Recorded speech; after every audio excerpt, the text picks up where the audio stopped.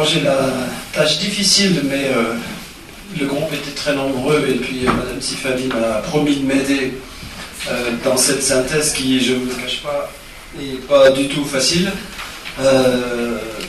On a procédé par un certain nombre, je vais vous dire la forme, ce qui permet d'utiliser quelques minutes de temps de parole, mais on a procédé par un inventaire d'un certain nombre de questions qui venaient des professionnels, questions extrêmement denses à chaque fois, intéressantes, etc. Et puis ces questions ont été reprises par Mireille Sifali, et puis on est reparti dans le débat.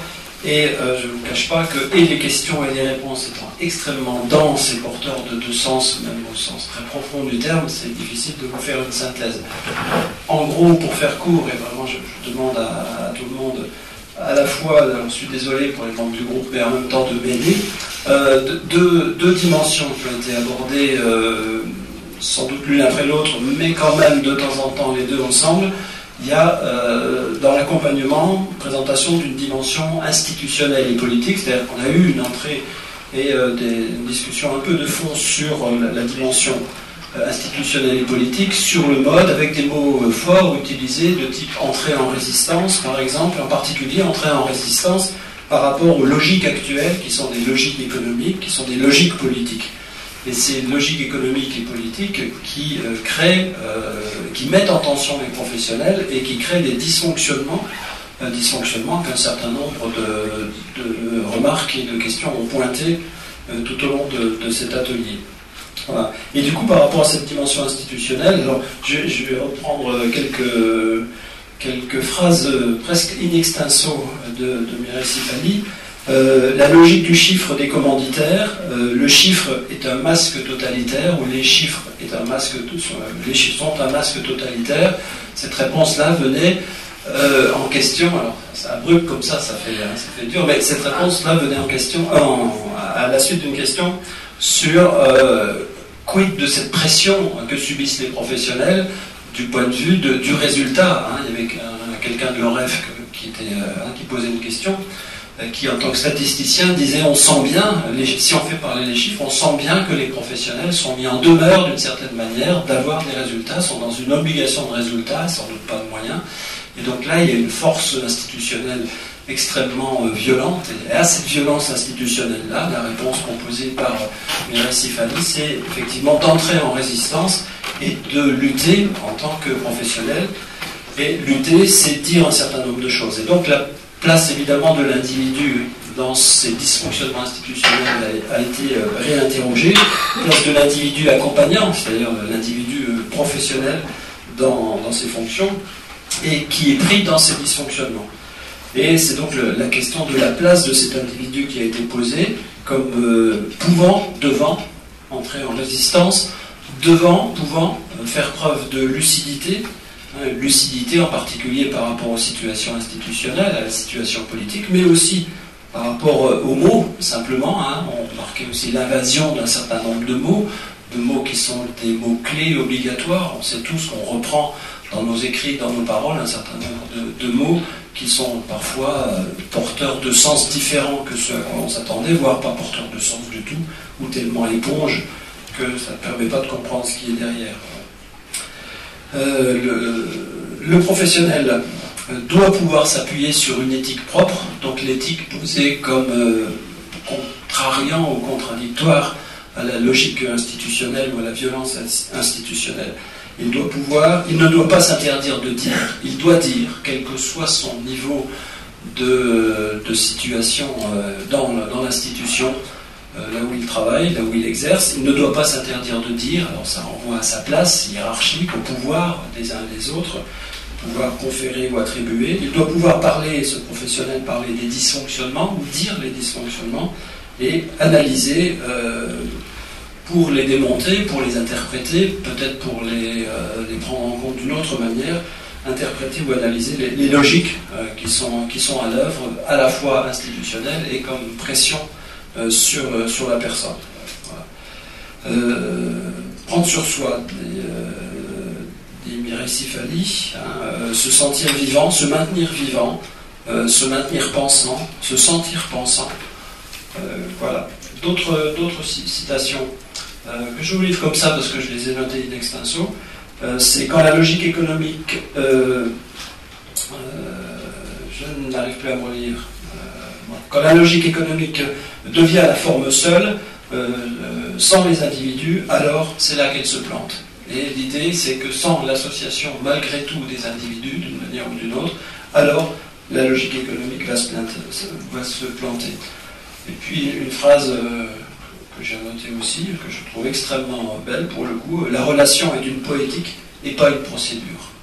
C'était dans l'attention, on a parlé un certain nombre de la place de l'individu dans l'institution, évidemment, l'institution générant des procédures et l'individu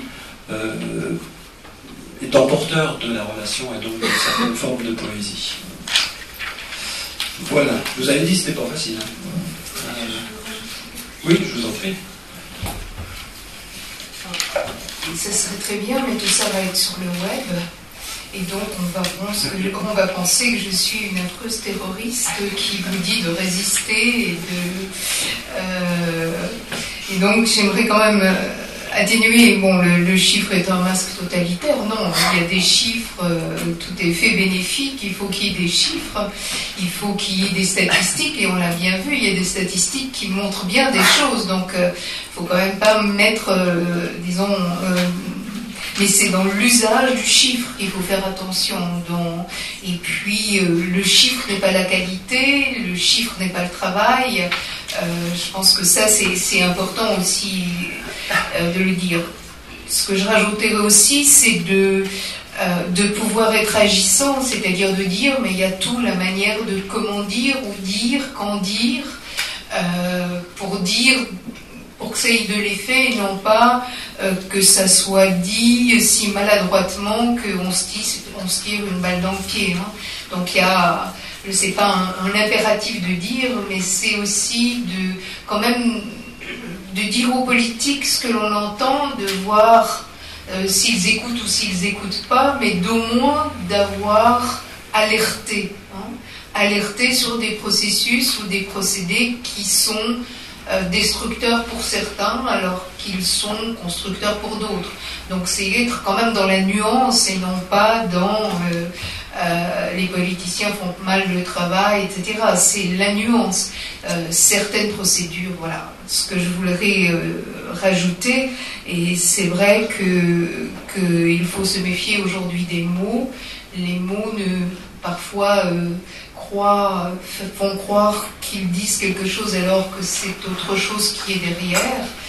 Donc on a aussi travaillé l'importance des convictions, mais aussi des heurts des convictions dans un certain dispositif qui permet que l'un ne triomphe pas sur l'autre. Donc ce que je voulais dire de l'économique, c'est que le langage économique existe, que nous avons à en tenir compte, mais que, disons, dans le meilleur des mondes, ce serait que ce langage économique se confronte à notre langage à nous et que nous trouverions des solutions qui ne sont ni les solutions de nous, ni les solutions des autres, mais qui sont un compromis qui nous permettent d'exister les uns et les autres à côté, et non pas avec une logique où l'un l'emporte sur l'autre et détermine l'autre dans tout ce qu'il doit faire. Voilà ce que je rajouterais. Mais quand on tire des phrases, c'est souvent difficile, et c'est vrai qu'il faut à chaque fois mettre des nuances pour qu'on ne dise pas le chiffre est totalitaire, mais il est complètement... Non, le chiffre est un chiffre. Simplement, c'est comment on l'utilise.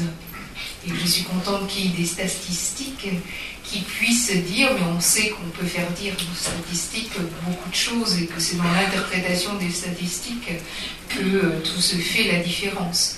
Donc le chiffre demande à être parlé.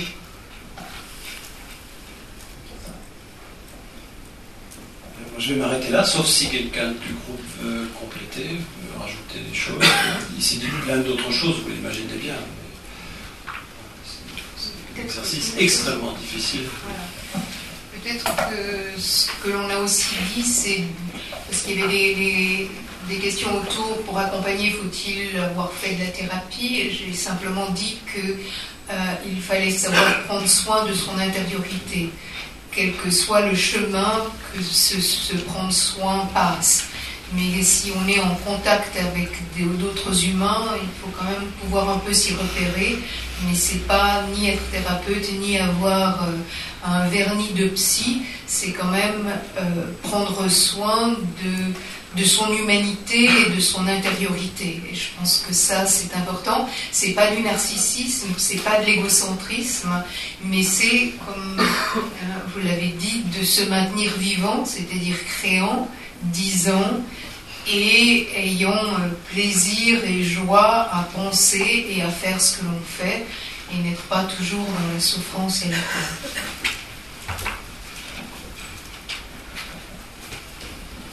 Quelqu'un du groupe? Une remarque ou quelque chose que j'aurais oublié? Oui, je vous en prie. Il me semble aussi qu'il y a un élément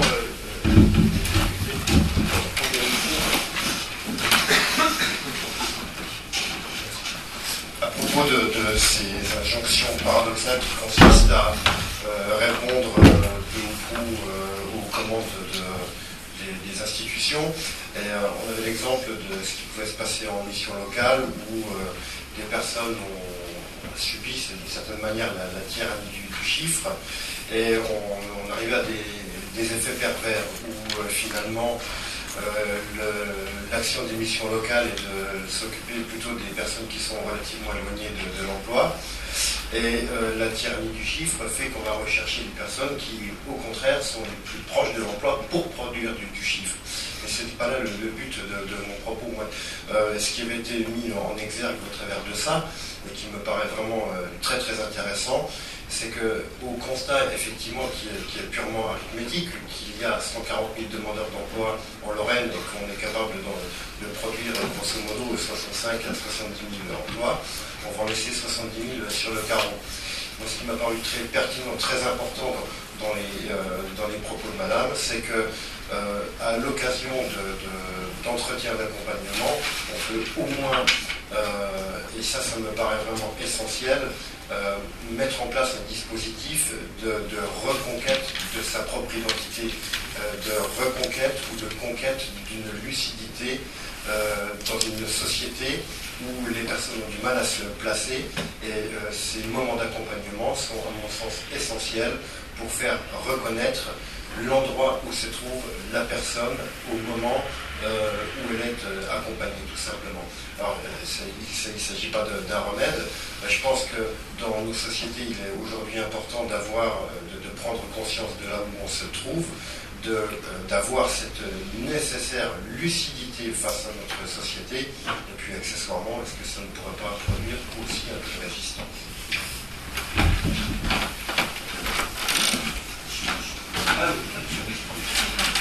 Mais on ne fait pas de Moi, il y a trois termes que j'ai retenus aussi de ce qu'a dit Mireille Sifali.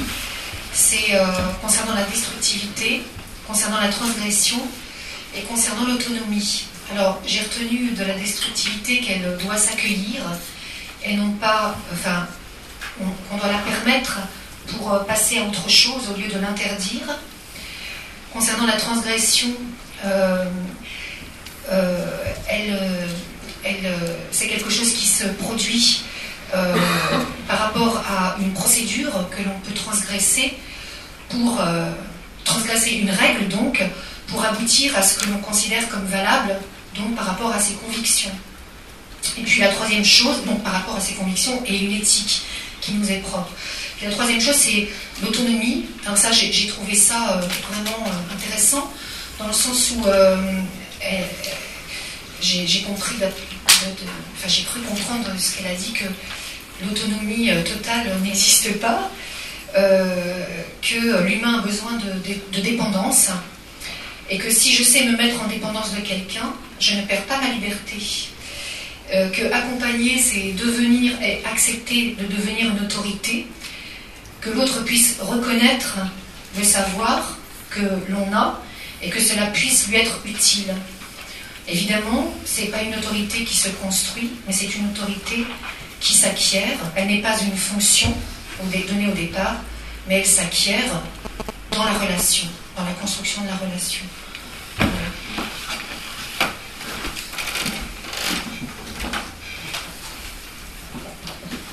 Merci.